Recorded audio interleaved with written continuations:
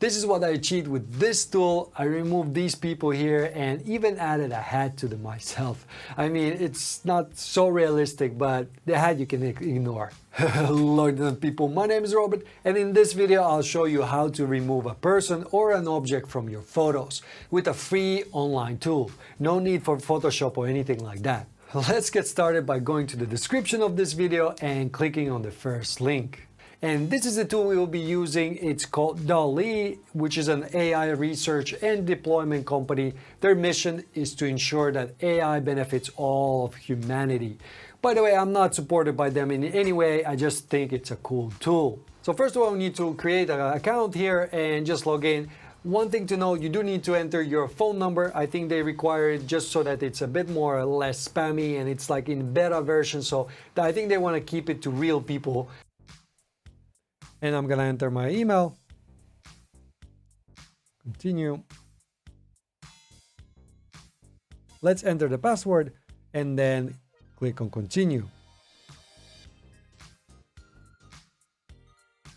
Next, we need to verify the email, which makes sense.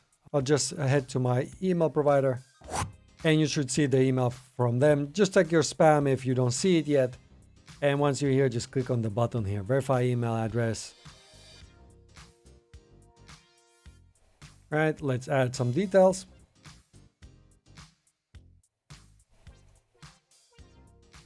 You need to verify your phone number. So I'm gonna do just that. After you enter your phone number, they'll send you SMS. Just add that code into the fields and then you land on this page.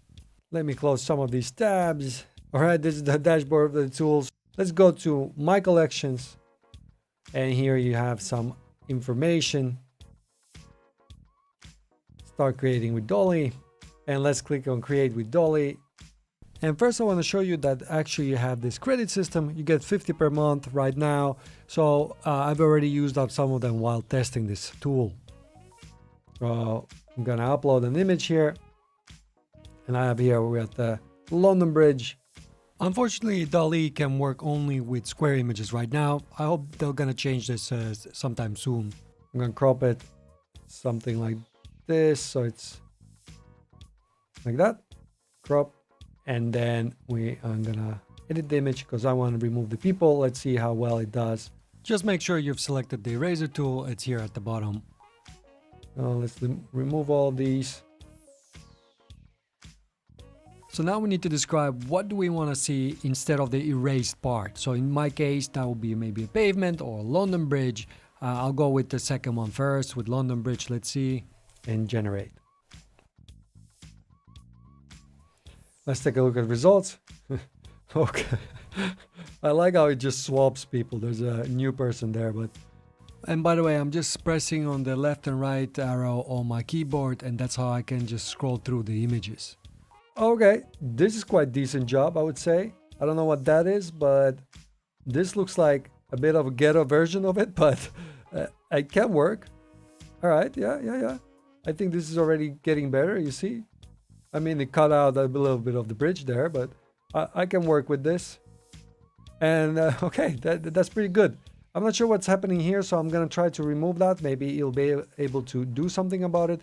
So I'm just going to keep this image and click on edit. And now you can select from here and just delete this stuff, because it's just a bit weird. I'm going to keep the description the same and just click on generate. Let's take a look.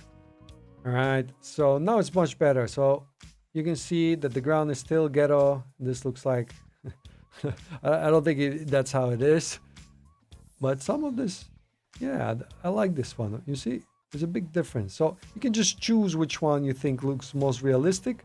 So maybe it's this one, although it's missing one of the poles. So something like this. And there you go. You just removed a big portion of people here. Let's say I'm not happy with my hair. I can definitely do something about it. Let's edit this image, and I'm gonna select a bit smaller like this, and I can now maybe something like this. I'm gonna add a hat there.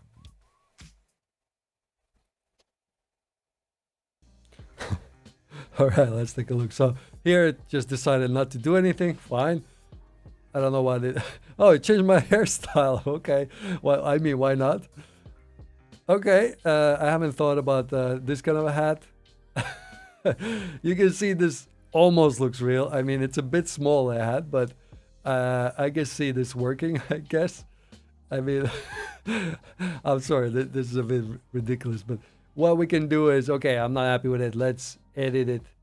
Let's try the variations because this can also add some funny things. All right, so now it's suggesting random people with really creepy faces.